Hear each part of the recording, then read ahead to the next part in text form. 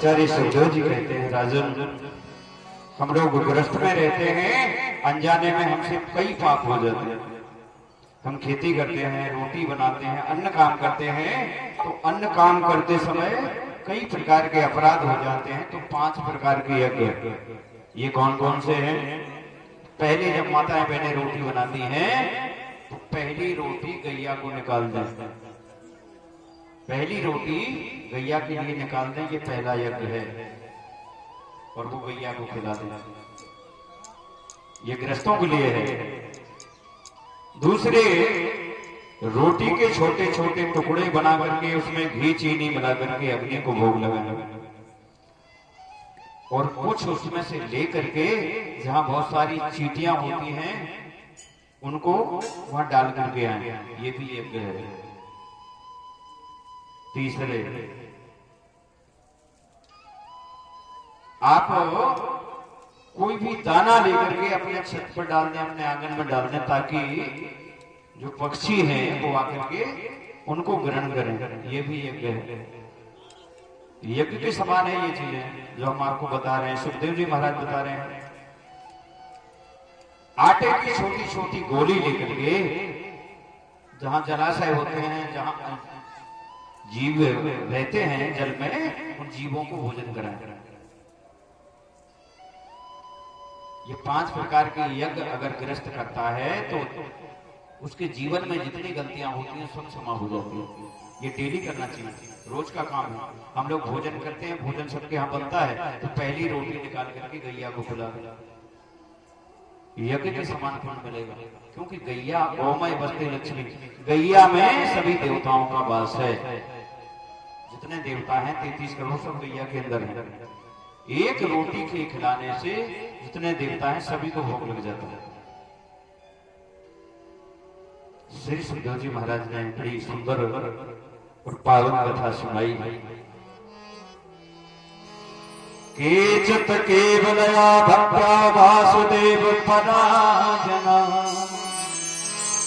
अथं भवन्ति काश्यतेन निहारमिव भास्करः। भगवान का चिंतन करना चाहिए। कोई भी काम करते रहो लेकिन भगवान को मत भूलो। तुलसी अपने राम को रीज भजो चाहे कीज, ओ खेत बहे को जमत है उल्टो सीधो भी। हम लोग खेती करते हैं, खेत में बीज बोते समय ये नहीं देखते कि ये उल्टा गिर रहा है या सीधा, लेकिन जम जाता। इसी प्रकार से भगवान का भजन करो, कैसे ही करो, किसी अवस्था में करो, लेकिन भगवान का भजन निरंतर करते रहो, निरंतर भगवान का भजन करते रहो। श्री सुखदेव जी महाराज कहते हैं कि कथा याद आ गई। एक बहुत बड़े विद्वान थे अजामिल, जो कर्मकांडी थे, कर्मकांड करते थे। अपनी कोठी लेकर के किसी जजमान के यहाँ जा रहे थे। हमारी 10 इंद्रियां हैं, 10 इंद्रियों में से जो 2 इंद्रियां हैं बड़ी खतरनाक है। कौन सी? ये आंख, कान। आंखों से अगर हम कोई गलत दृश्य देखते हैं तो हमारी बुद्धि खराब हो जाती है, ये आपने अनुभव करके देखा होगा। कानों से अगर गलत चीज सुनते हैं बुद्धि बिगड़ जाती है। ये 2 इंद्रियां अगर आपने साध ली तो जीवन सुधारने में समय नहीं लगेगा। अजामिल जी जा रहे हैं पोथी लेकर के, और वहां से गए जहां वैश्याओं का नगर था। एक वैश्या का को देख लिया किसी व्यक्ति से संग करते हुए, बस इनकी बुद्धि खराब हो गई और ये वहीं से लौट करके वापस चले आए। शाम को उसके घर गए। वैश्याएं तो धन की भूखी होती है, कहा चलो तुम हमारे घर बहुत धन है, हम आपको बैठे बैठे खिलाएंगे। ले आए घर में रख दिया, और जैसे ही भजन करने के लिए बैठे, माला लेकर बैठे कि हम भजन कर लें, वैश्या ने रोक दिया। ये क्या कर रहे हैं? ये तो हमारा डेली का काम है, हम तो भगवान का भजन करते हैं। कहा भजन कुछ नहीं होगा, अब तो कमाई करके लाओ। धीरे धीरे भगवान का भजन छूट गया, मांस मदिरा का सेवन करने लगे, बुद्धि खराब हो गई, चोर बन गए। बहुत बड़े चोर बन गए। जो विद्वान थे बुद्धि बिगड़ गई और क्या बन गए? चोर, चोरी करने लगे।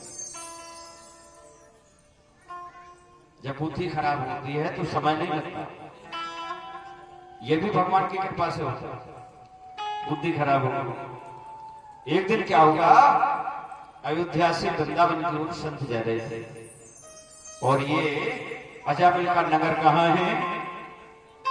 कन्नौज, आपने सुना होगा, कानपुर के पास।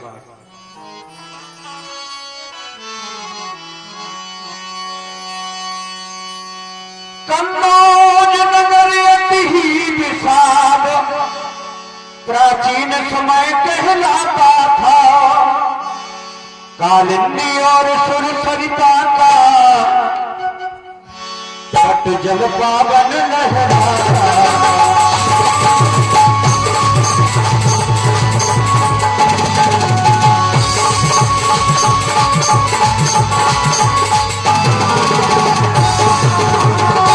कन्नौज का अजामिल, जहां पर जमुना जी और गंगा जी दोनों नदियों का संगम है, दोनों नदियों का दर्शन होता है। ऐसे सुंदर नगर में रह करके जब बुद्धि बिगड़ गई, संत दर्शन करने के लिए जा रहे थे बाकी बिहारी जी का, और उसी की नगर में आए कन्नौज में, और वहां पर पूछा कि भैया, क्योंकि जो संत होता है, अब संत तो संत को तलाशेगा, यहाँ कोई मंदिर है? क्यों? अरे हम लोग रात्रि विश्राम करेंगे, सुबह वृंदावन की ओर निकल जाएंगे। हमारी इच्छा है कहीं कोई मंदिर हो तो बताओ। मन चले हर गांव में होते हैं। दो चार लड़के थे, बोले महाराज जी, एक भगत जी रहते हैं इसी गांव में, अजामिल जी, उनके यहाँ चले जाओ, बड़ा सुंदर सत्कार करेंगे, सेवा करेंगे, बहुत अच्छे हैं। जबकि बिल्कुल अच्छे नहीं थे, लेकिन बेचारे संत सीधे साधे चले गए। तलाशते हुए घर में अजामिल तो मिले नहीं, और वो वैश्या निकल करके आई, जैसे ही आवाज लगाई, संतों को देखा, रोने लगी। संतों ने कहा, देवी क्यों रो रही हो? संतों ने कहा, भगत जी कहां गए? वैश्या ने कहा, हमारे पति कोई भगत जी नहीं है, हमारे पति तो चोर है, वो तो डाका डालते हैं, आपको किसी ने बहका दिया। संतों ने भी प्रण कर लिया कि जब इस जगह पे आ गए हैं तो अब जाएंगे नहीं, इसको भी भगत जी बना के छोड़े। भाई उनने तो कह दिया कि भगत जी हैं, लेकिन हम भगत जी बनाएंगे, और बिगड़े को जो सुधारे उसी को संत कहते हैं। अब संतों ने प्रण कर दिया, कहा देवी हम रात्रि विश्राम करेंगे, कोई बात नहीं, अजामिल तो आ जाएंगे, जब वो आ जाएंगे तो मुलाकात हो जाएगी। अब हम चाहते हैं कि यहाँ आके हम विश्राम करें। वैश्या ने कहा, महाराज हम तो आपको भोजन भी नहीं करा सकते। संतों ने कहा, भोजन नहीं करा सकती तो सूखा राशन तो दे सकती हो? कहा हाँ, तो सूखा राशन दे दिया, और संतों ने भोजन बनाया, और भोजन बना करके जब पंगत बैठ गई तो सबसे पहले जो बड़े संत जी थे उनको भोजन की थाली आई, और जैसे ही भोजन की थाली आ गई, भगवान का ध्यान किया तो आंखों से आंसू बहने लगे। संतों ने देखा, महाराज गुरुजी आपकी आंखों से आंसू आ रहे हैं? बोले हाँ, हम इसका नमक खा रहे हैं, और अगर इसको हमने नहीं सुधार पाया तो ये भोजन हमारा सार्थक नहीं रहेगा, इसलिए इसको सुधारना पड़ेगा। भाई भोजन तो हमने इसका किया, कर रहे हैं। कहा कोई बात नहीं, फिर देखा जाएगा। तो सभी ने भोजन किया रात्रि में, और कीर्तन करके सो गए। 2 बजे रात्रि में अजामिल आए कहीं से चोरी करी, और देखा कि 50 संत लेटे हैं। कुछ नहीं कहा, पत्नी को बुलाया, वेश्या को बुलाया भीतर से, इधर आओ, कहाँ हो? जैसे ही आई, क्या बात है, ये कौन है? ये संत हैं, ये अयोध्या से आए हैं, वृंदावन जा रहे हैं, सुबह चले जाएंगे, क्यों, तुम्हें क्या परेशानी है? कहा यहाँ किसने भेजा? तो वैश्या कहती है, मैंने रखा। कहा कोई बात नहीं, तुमने रखा तो 2-4 दिन रह जाए। हमने कहा किसी ने और भेज दिया, अब चला गया। संत जैसे ही सुबह जागे और अजामिल से कहने लगे, भगत जी भोजन आपके यहाँ किया है तो अब दक्षिणा भी आपको देनी पड़ेगी। अब अजामिल जी कहते हैं, दक्षिणा? भूतों से भूत मांगने आए? ये कहो कि आपका लोटा और सोटा हमने नहीं चुराया। अरे हम लोग चोर हैं, जो भी हो यहाँ रख जाओ, चले जाओ, इसी में भलाई है, नहीं तो हमें आप जानते नहीं। संत लोग हंस करके बोले, हम आपसे रुपया पैसा की कोई याचना नहीं करते। क्या करते हैं, तो क्या चाहते हैं बताओ? कितने पुत्र हैं? बोले 9। अजामिल के 9 पुत्र हो चुके थे उस समय। गर्भ में था एक। बोले अब, बोले एक गर्भ में है तो भैया बस हम यही दक्षिणा चाहते हैं कि जो गर्भ में है जब उसका जन्म हो तो उसका नाम नारायण रख देना। तो अजामिल ने कहा ये कोई बात नहीं, क्योंकि ये भगवान का नाम कभी लेता ही नहीं था।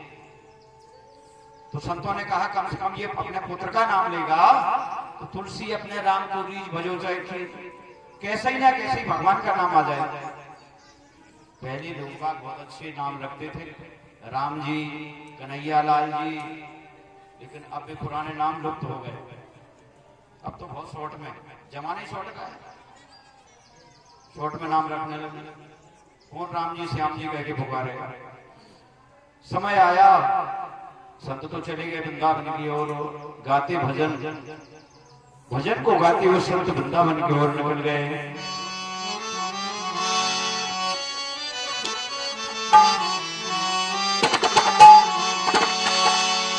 श्री कृष्ण गो हरे मुरारी, हे नाथ नारायण वासुदेव।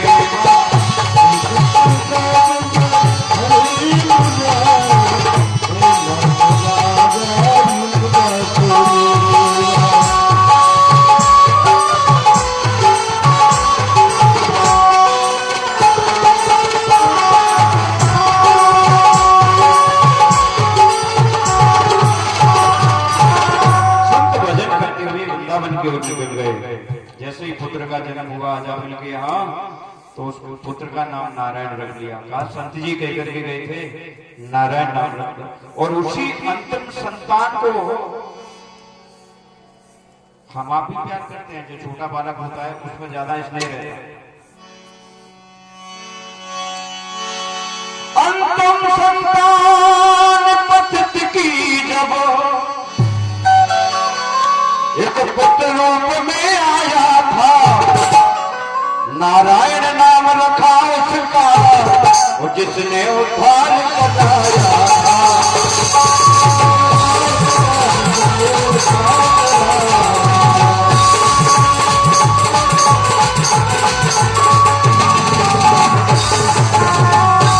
केवल नारायण नाम रखने पर अजामिल कहां चले गए? भगवान के धाम। केवल नारायण नाम रखने पर। कैसे?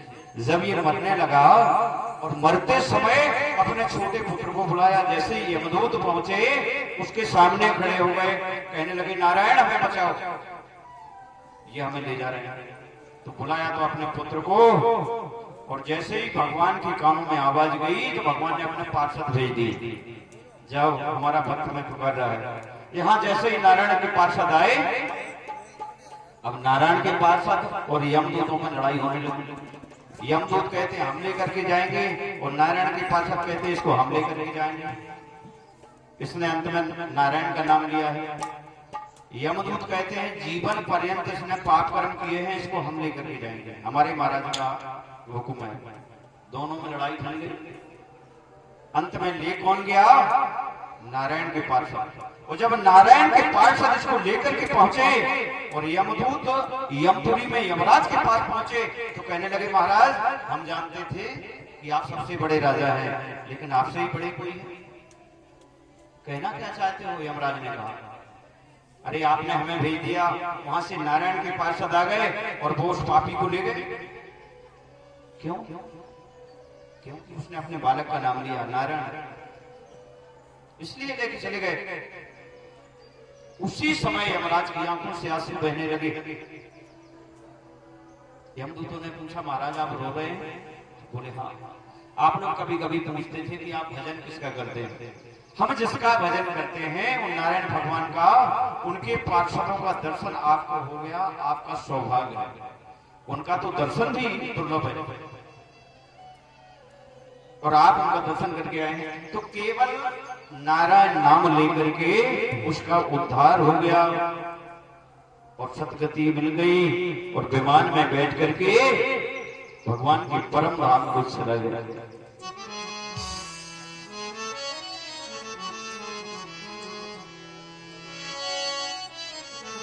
क्योंकि भगवान ने कहा है,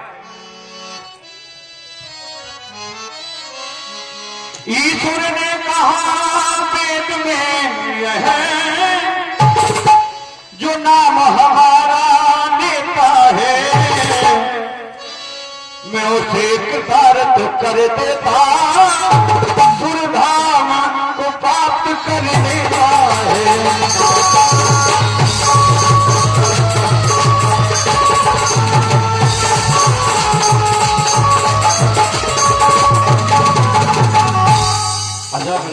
पुत्र का नाम लिया और भगवान के धाम को चला गया। और हम आप अगर ईश्वर का नाम लेंगे तो हम लोग क्यों नहीं जाएंगे? इस पावन पीठ में बैठ करके, क्योंकि ये मेला है, यहाँ किसी को ना कथा से मतलब है ना भगवान से मतलब है। यहाँ तो बस आए और मेला देखा और घर निकल गए। श्रोता आते हैं, श्रोता भी बैठते हैं, सुनते हैं, जितना समय देते हैं उतना काफी, क्योंकि व्यस्त भी है लोग, व्यस्त बहुत रहते हैं। भगवान का दर्शन करना चाहिए, मंदिर में जाकर भगवान का दर्शन करना चाहिए। अजामिल केवल भगवान के सूक्ष्म नाम को, नारायण नाम को, अपने पुत्र का नाम रख लिया, उस नाम को लेकर के वैकुंठ धाम को चला गया। तो हम आप नहीं जा सकते, इनको जा सकते हैं, क्योंकि हम भगवान का भजन करें, भगवान के पास जाएं। जो जाने देव जनाई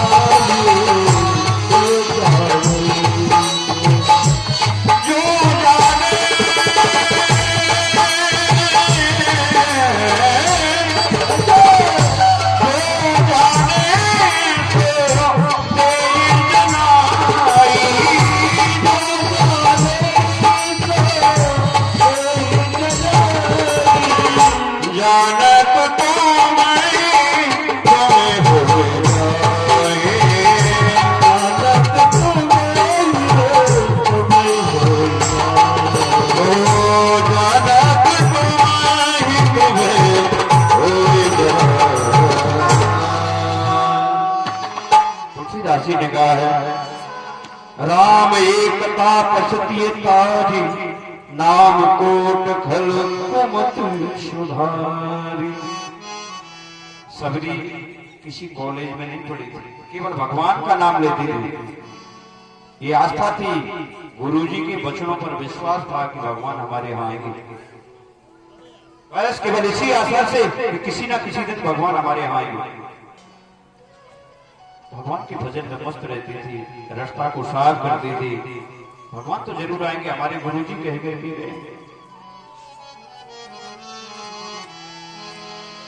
बस केवल लगन थी और लगन से ही भगवान को पुकार दे। गरीबनी की झोपड़ी के भाग खुल जाएंगे,